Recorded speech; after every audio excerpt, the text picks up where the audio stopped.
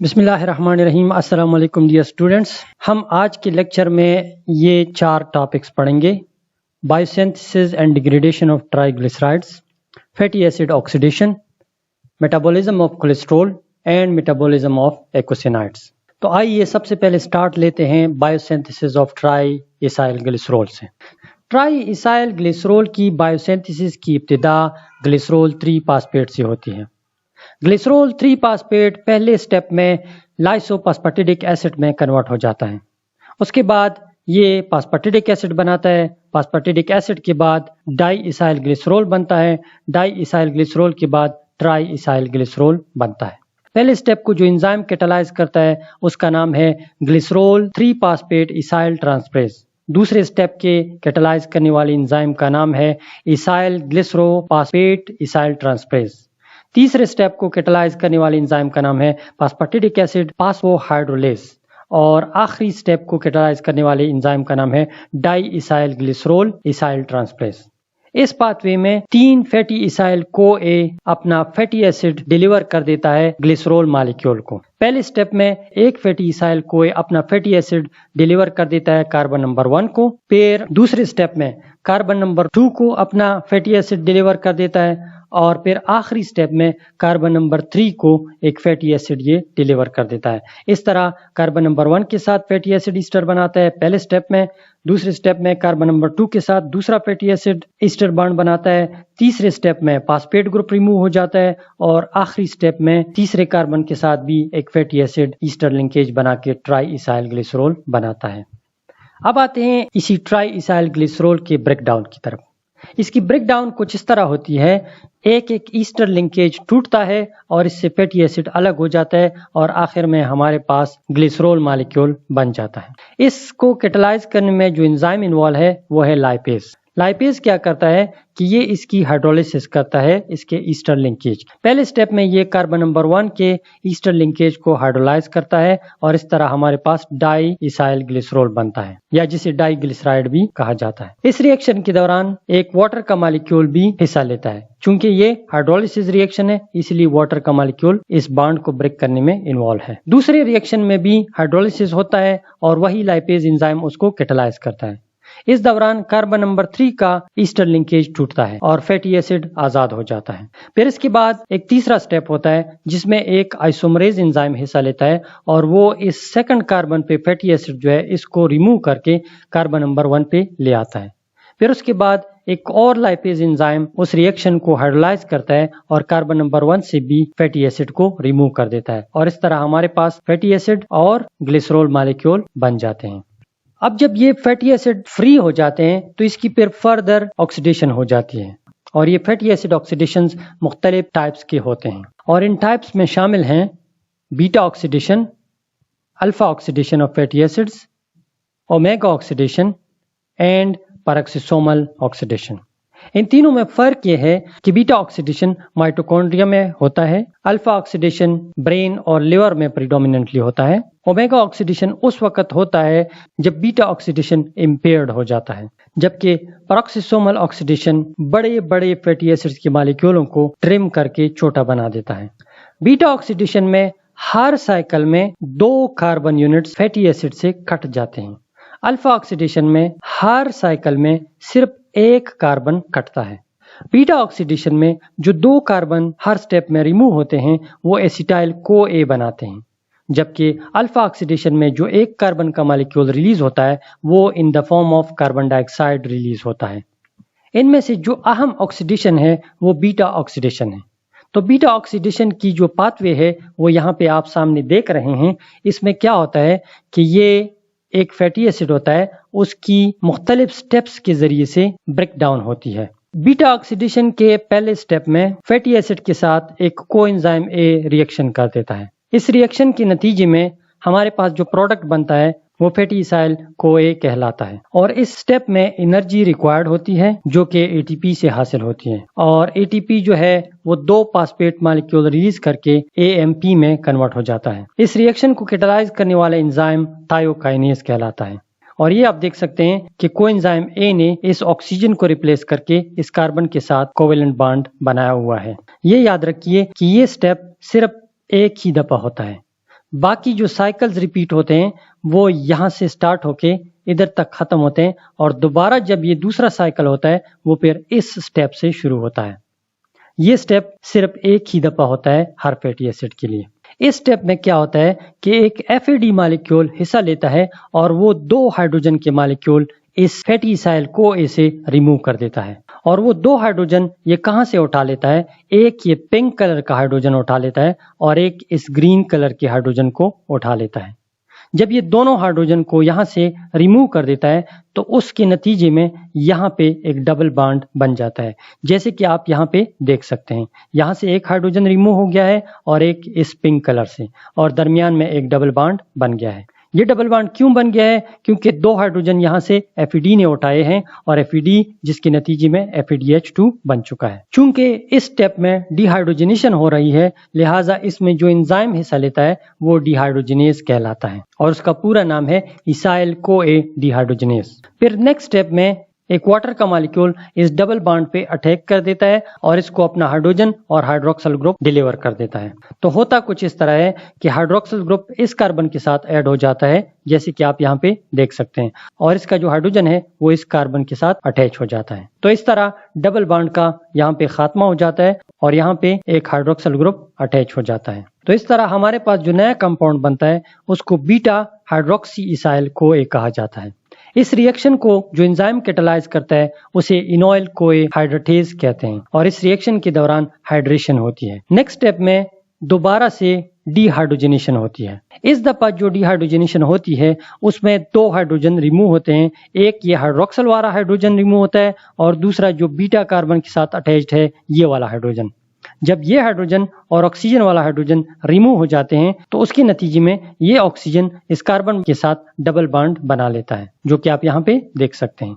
और ये जो 2 हाइड्रोजन रिमूव हो जाते हैं वो NADH के साथ मिलकर NADH बना लेते हैं। इस रिएक्शन को जो एंजाइम कैटालाइज करता है उसे beta hydroxy acyl CoA dehydrogenase enzyme कहा जाता है और इस स्टेप को भी डिहाइड्रोजनेशन स्टेप कहा जाता है। नेक्स्ट स्टेप में दोबारा से कोएंजाइम A अटैक कर लेता है इस कंपाउंड पे, लेकिन इस दफा जो कोएंजाइम A अटैक करता है वो इस बीटा कार्बन पे कर देता है और इस तरह ये बीटा कार्बन के साथ बॉन्ड बनाकर फैटी इसाइल CoA बना देता है और जो बाकी 2 कार्बन हैं वो यहाँ से टूटकर एसिटाइल CoA के फॉर्म में रिलीज हो जाते हैं।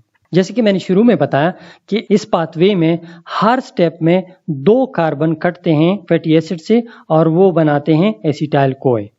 जैसे कि आपको पता है कि एसिटाइल CoA फिर बाद में क्रेब्स साइकिल में चला जाता है और वहां पे हमें एनर्जी प्रोवाइड करता है in the form of NADH, FADH और ATPs। ये जो कंपाउंड बन जाता है फैटी इसाइल CoA, जैसे कि आप यहाँ पे देख सकते हैं फैटी इसाइल CoA, यही कंपाउंड आकर यहाँ पे दोबारा से अपनी पाथवे का आगाज कर लेता है। जैसे कि मैंने पहले बताया था, जब दूसरी दफा साइकिल रन होता है तो उसमें इस स्टेप की जरूरत नहीं होती, क्योंकि ये स्टेप की जरूरत उस वक्त होती है जब आपके पास फैटी एसिड होता है। चूंकि इस दफा हमारे पास फैटी एसिड नहीं है बल्कि फैटी इसाइल CoA है, तो ये फिर यहाँ से इसका आगाज करता है नेक्स्ट स्टेप का। तो इस तरह ये दोबारा से ये साइकिल चलता है, फिर तीसरी दफा, चौथी दफा, 5वीं दफा, और इस तरह ये साइकिल चलता है जब तक कि ये फैटी एसिड जो है कंप्लीटली डिग्रेड ना हो जाए। अच्छा, बाज दफा इस तरह होता है कि हमारे पास सैचुरेटेड फैटी एसिड की बजाय अनसैचुरेटेड फैटी एसिड होता है, यानी उसमें डबल बॉन्ड ऑलरेडी मौजूद होता है। यहाँ पे जैसे कि आप देख सकते हैं ये एक सैचुरेटेड फैटी एसिड है, इसमें कोई डबल बॉन्ड नहीं है। लेकिन अगर आपके पास एक अनसैचुरेटेड फैटी एसिड हो जिसमें ऑलरेडी कोई डबल बॉन्ड मौजूद हो तो फिर पाथवे में थोड़ा सा फर्क आता है। यहाँ पे आप देख सकते हैं एक कार्बन, ये 7, ये 8, ये 9वें कार्बन पे डबल बॉन्ड है हमारे पास, तो 8 कार्बन सैचुरेटेड हैं। 8 कार्बन पे जो रिएक्शन होगा वो बिल्कुल बीटा ऑक्सीडेशन की तरह होगा क्योंकि वो सैचुरेटेड है। जब बात इस तक पहुंच जाएगी और हमारे पास ये कंपाउंड बन जाएगा जिसे हम सिस डेल्टा 3 इनोइल CoA कहते हैं। यहाँ पे आप देख सकते हैं डेल्टा 3 यानी कार्बन नंबर 3 पे डबल बॉन्ड मौजूद है, कार्बन 1, कार्बन 2, कार्बन 3। ठीक है, तो ये कंपाउंड हमारे पास बन जाता है। अब जब ये कंपाउंड बनता है तो फिर क्या होता है कि यहाँ पे तो हमारे पास जो डबल बॉन्ड है वो कार्बन 1, कार्बन 2 पे है, इसीलिए इसको डेल्टा 2 इनाइल कोए कहा जाता है। और ये ट्रांस फॉर्म में है, यानी एक हाइड्रोजन नीचे और एक हाइड्रोजन ऊपर की तरफ है, जबकि इधर सिस आइसोमर बनता है। तो लिहाजा अब इसके लिए कोई ऐसा एंजाइम चाहिए जो इस कंपाउंड को इस कंपाउंड में तब्दील कर दे, तब ये पाथवे आगे बढ़ेगी। लिहाजा इसके लिए एक इजाफी स्टेप होगा इस डबल बॉन्ड को कन्वर्ट करने के लिए इस कंपाउंड में। तो ये सिस डेल्टा 3 से ट्रांस डेल्टा 2, यानी ये जो डबल बॉन्ड है ये कार्बन नंबर 3 से उठा के कार्बन नंबर 2 पे लाना है, ताकि ये इस किस्म का कंपाउंड बने। ठीक है, तो ये कंपाउंड इस किस्म के कंपाउंड बनाने के लिए एंजाइम जो होता है वो एक आइसोमरेज एंजाइम होता है। वो क्या करता है, वो इस डबल बॉन्ड को तोड़ के कार्बन नंबर 2 पे ले आता है, और इस तरह हमारे पास ट्रांस डेल्टा 2 इनाइल कोए जो कि एग्जैक्टली दिस कंपाउंड है, तो ये आगे फिर इसी पाथवे का पार्ट बन जाता है। तो लिहाजा अनसैचुरेटेड फैटी एसिड के लिए जो एक स्टेप है वो सैचुरेटेड फैटी एसिड से मुख्तलिफ होता है, लेकिन ये स्टेप सिर्फ उस वक्त मुख्तलिफ हो जाता है जब ये डबल बॉन्ड यहाँ पे पहुंच जाता है। इससे पहले जितने कार्बन होते हैं वो बिल्कुल एग्जैक्टली इसी पाथवे की तरह रन करते हैं।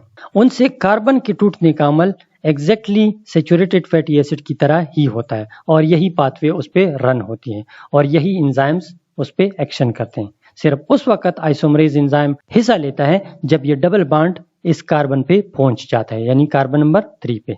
Energy production during beta oxidation. Suppose हमारे पास एक 16 कार्बन का फैटी एसिड है और ये सैचुरेटेड फैटी एसिड है, तो फिर इससे कितने एटीपीज बनेंगे? तो आइए कैलकुलेट कर लेते हैं। जब आपके पास 16 कार्बन का फैटी एसिड होगा तो उस पर टोटल 7 साइकिल रन होंगे, क्योंकि हर साइकिल में 2 कार्बन टूटते हैं। अगर आप हिसाब लगा लें तो पहला साइकिल जब रन करता है तो पहले साइकिल में 2 कार्बन कट के कितने कार्बन रह जाते हैं? 14। तो लिहाजा एक साइकिल के बाद 14 कार्बन रह गए। दूसरा साइकिल जब रन करता है तो हमारे पास 12 कार्बन रह जाते हैं। तीसरा साइकिल जब रन करता है तो हमारे पास 10 कार्बन रह जाते हैं। चौथा साइकिल जब रन करता है तो 8 कार्बन रह जाते हैं। पांचवा साइकिल जब रन करता है तो हमारे पास 6 कार्बन रह जाते हैं। छठे साइकिल में हमारे पास 4 कार्बन रह जाते हैं, और सातवें साइकिल में क्या होता है, वो 4 कार्बन दरमियान में टूट जाते हैं और 2 कार्बन हो जाते हैं। तो लिहाजा 7 साइकिल में ये पूरा कंप्लीट हो जाता है, क्योंकि 7वें स्टेप में जो 4 कार्बन रह जाते हैं वो दरमियान में टूटकर 2 कार्बन बनाते हैं। अब जो 2 कार्बन रह जाते हैं उस पर एक और साइकिल नहीं चल सकता। लिहाजा इसका जो फार्मूला है वो number of carbon atoms divided by 2 minus 1, तो 8 माइनस 1 यानी 7 साइकिल रन होंगी। जैसे कि आपने देखा कि इस रिएक्शन में पहले स्टेप में एक एटीपी एक एएमपी में कन्वर्ट होता है। एक एटीपी का एक एएमपी में कन्वर्ट होने का मतलब है कि 2 एटीपीज 2 एडीपी में कन्वर्ट होते हैं। तो लिहाजा हमारे पास जो पहला स्टेप होता है जो कि सिर्फ एक ही दफा होता है और फर्स्ट साइकिल में होता है, वो फिर दूसरे साइकिल या तीसरे साइकिल में कभी रिपीट नहीं होता, तो उसमें सिर्फ 2 एटीपीज हमारे पास कंज्यूम हो जाते हैं। और चूंकि सिर्फ एक दफा ये स्टेप होता है तो लिहाजा इसको मल्टीप्लाई करो 1 के साथ, तो हमारे पास टोटल एटीपी कितने कंज्यूम हो गए? 2 एटीपीज, चाहे वो 16 कार्बन का हो, 18 कार्बन का हो या 20 कार्बन का फैटी एसिड हो, सिर्फ एक ही स्टेप में 2 एटीपी कंज्यूम होंगे, फिर उसके बाद कोई एटीपी कंज्यूम नहीं होगा। नेक्स्ट हमारे पास NADH कितने बनते हैं? हर साइकिल में हमारे पास एक NADH बनता है। चूंकि 16 कार्बन के लिए 7 साइकिल जरूरी हैं, तो 7 साइकिल में से 7 NADH बनेंगे।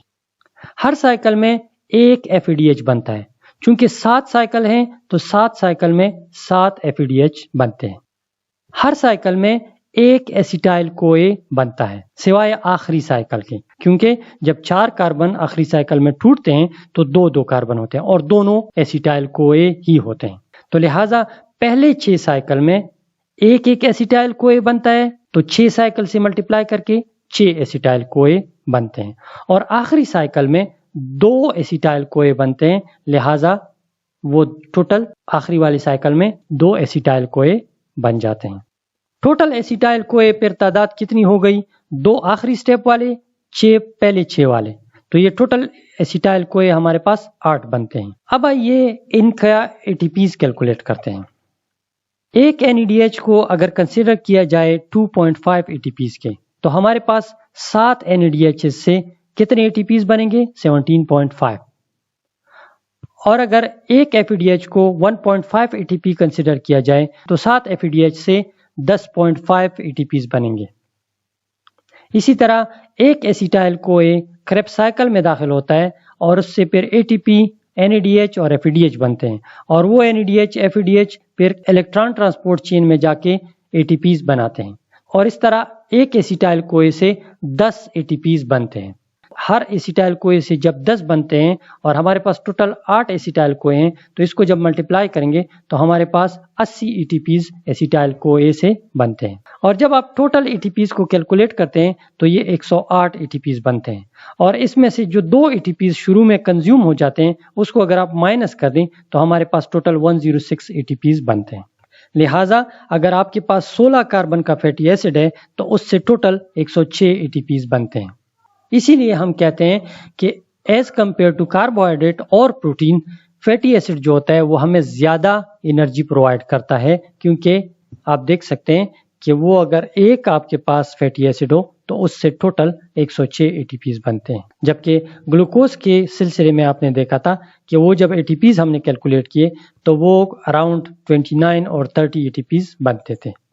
अब दोबारा से एक नजर डालते हैं beta oxidation of unsaturated fatty acid में। Most of the reactions are the same, जैसे कि आपने देखा। Only 2 additional enzymes are required, एक आइसोमरेज और दूसरा रिडक्टेज। आइसोमरेज का तो आप लोगों ने अभी पिछले स्लाइड में देख लिया कि जब डबल बॉन्ड तीसरे कार्बन पे होता है तो उसको दूसरे कार्बन पे लाने के लिए आइसोमरेज एंजाइम रिक्वायर्ड होता है। बाज हालात में रिडक्टेज एंजाइम की भी जरूरत पड़ती है। अनसैचुरेटेड फैटी एसिड की वजह से जो एनर्जी यील्ड होता है वो एज कंपेयर टू सैचुरेटेड से कम होता है। उसकी वजह क्या होती है? क्योंकि इसमें डबल बॉन्ड मौजूद होता है और जितने डबल बॉन्ड उसमें मौजूद होते हैं उसको 2 से मल्टीप्लाई कर दें, इतने ATPs कम बनेंगे। लिहाजा हर डबल बॉन्ड के ऊपर 2 ATP कम बनते हैं। ये पिछला वाला जो आइसोमरेज एंजाइम का स्टेप है अनसैचुरेटेड फैटी एसिड का, ये एक दफा फिर से देख लें, लेकिन इस दफा थोड़ी सी एक्सप्लेनेशन के साथ। ये पाल्मिट्रोलाइल CoA का एक मॉलिक्यूल है जो कि ऑक्सीडेशन के पाथवे के थ्रू डिग्रेड हो रहा है। इसमें क्या होता है कि यहाँ पे आप देख सकते हैं 8 कार्बन ये हैं और ये 9 कार्बन पे डबल बॉन्ड है। तो शुरू के 3 स्टेप्स तो बिल्कुल सैचुरेटेड फैटी एसिड की बीटा ऑक्सीडेशन की तरह ही होते हैं। क्यों? क्योंकि पहले स्टेप में 2 कार्बन रिमूव हो जाते हैं और हमारे पास ये जो कार्बन डबल बॉन्ड है ये फिर किस पे आ जाता है? ये 7वें नंबर पे आ जाता है। दूसरे स्टेप में जब 2 कार्बन मजीद करते हैं तो ये डबल बॉन्ड किस कार्बन पे आ जाता है? 5वें पे। और तीसरे कार्बन में जब 2 मजीद कट जाते हैं तो ये डबल बॉन्ड किस कार्बन पे आ जाता है? तीसरे कार्बन पे। तो इस तरह 3 साइकिल्स तो नॉर्मल डिग्रेडेशन की तरह, बीटा ऑक्सीडेशन की तरह होते हैं। वो जो स्टेप्स हैं वो नॉर्मल जो एंजाइम्स यूज होते हैं सैचुरेटेड फैटी एसिड के लिए, वही एंजाइम उसको कैरी आउट करते हैं। लेकिन जब बात यहां तक पहुंचती है इस मॉलिक्यूल तक, तो जैसे कि आप देख सकते हैं कि it is not a substrate for acyl CoA dehydrogenase. जो एंजाइम वहां पे यूज होता है सैचुरेटेड फैटी एसिड के ऑक्सीडेशन में, इसाइल CoA डिहाइड्रोजनेज, तो ये उसका सबस्ट्रेट का काम नहीं कर सकता, क्योंकि वहां पे जो सबस्ट्रेट है वो है ट्रांस डेल्टा 2 इनाइल CoA।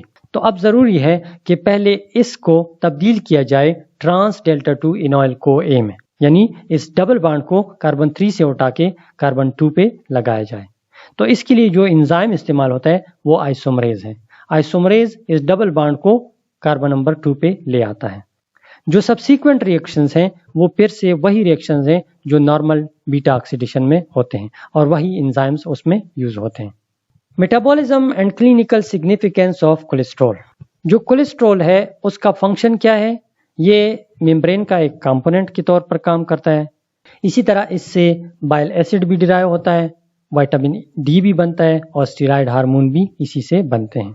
कोलेस्ट्रॉल से जो स्टीरॉयड हार्मोन्स बनते हैं वो ये वाले इंपॉर्टेंट हार्मोन हैं। कोलेस्ट्रॉल की पाथवे जब स्टार्ट होती है तो उसके बाद सबसे पहला कंपाउंड प्रेग्नेनोलोन बनता है, उसके बाद प्रोजेस्टेजेंस बनते हैं, प्रोजेस्टेजेंस के बाद ग्लूकोकॉर्टिकॉइड्स, मिनरल कॉर्टिकॉइड्स, एंड्रोजन्स और एस्ट्रोजन्स के स्टीरॉयड हार्मोन्स बनते हैं। तो लिहाजा ये सारे हार्मोन्स कोलेस्ट्रॉल से ही डिराइव्ड होते हैं। Cholesterol synthesis. Cholesterol mainly liver में सिंथेसाइज होता है, जबकि एड्रिनल कॉर्टेक्स, ओवरीज और टेस्टिस में भी कोलेस्ट्रॉल सिंथेसाइज होता है। इस पाथवे को मेवेलोनेट पाथवे कहा जाता है। ये कोलेस्ट्रॉल सिंथेसिस की पाथवे है। जैसे कि आप देख सकते हैं कि यहाँ पे आखिर में हमारे पास बाकी डिफरेंट कंपाउंड्स के अलावा कोलेस्ट्रॉल भी आपको बनता हुआ नजर आ रहा है। इसमें क्या होता है कि पहले दो एसिटाइल कोए आपस में रिएक्शन करके एसीटो एसिटाइल कोए बनाते हैं और इस दौरान एक कोएंजाइम ए भी रिलीज होता है और इस रिएक्शन को जो एंजाइम कैटालाइज करता है उसे थायोलेज एंजाइम कहा जाता है या उसको एसीटो एसिटाइल कोए ट्रांसफरेज भी कहा जाता है। एसीटो एसिटाइल कोए फिर बाद में 3 हाइड्रोक्सी 3 मिथाइल ग्लूटाराइल कोए में तब्दील हो जाता है, जिसे HMG कोए भी कहते हैं और इस रिएक्शन को जो एंजाइम कैटालाइज करता है उसे HMG कोए सिंथेज कहा जाता है। उसके बाद जो नेक्स्ट स्टेप है उसको HMG कोए रिडक्टेज कैटालाइज करता है और इस दौरान हमारे पास मेवेलोनिक एसिड बनता है। मेवेलोनिक एसिड के बाद मेवेलोनेट 5 फास्फेट बनता है और इस दौरान एक ATP मॉलिक्यूल कंज्यूम होता है और उस रिएक्शन को कैटालाइज करने वाले एंजाइम का नाम है मेवेलोनेट काइनेज।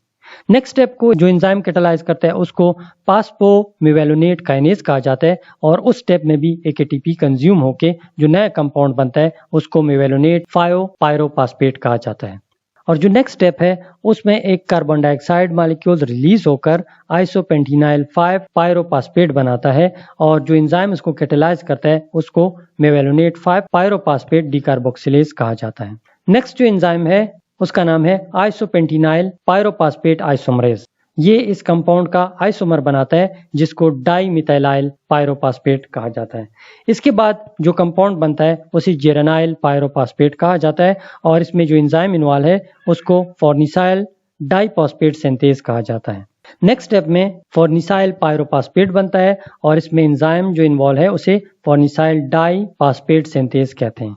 इसके बाद ये पाथवे मुख्तलिफ डिफरेंट पाथवेज में डिवाइड हो जाता है, लेकिन चूंकि हम मेवेलोनेट पाथवे के जरिए से कोलेस्ट्रॉल की सिंथेसिस बता रहे हैं तो फॉर्निसाइल पायरोफॉस्फेट से स्क्वालिन बनता है और स्क्वालिन से बाद में कोलेस्ट्रॉल सिंथेसाइज हो जाता है। तो ये जो पाथवे है ये कोलेस्ट्रॉल सिंथेसिस की पाथवे है।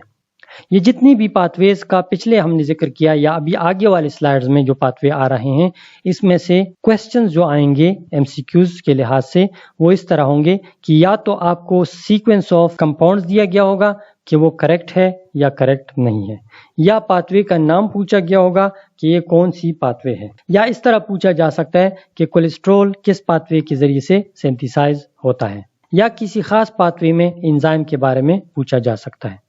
नेक्स्ट टॉपिक है हमारा मेटाबॉलिज्म ऑफ आइकोसाइनाइड्स।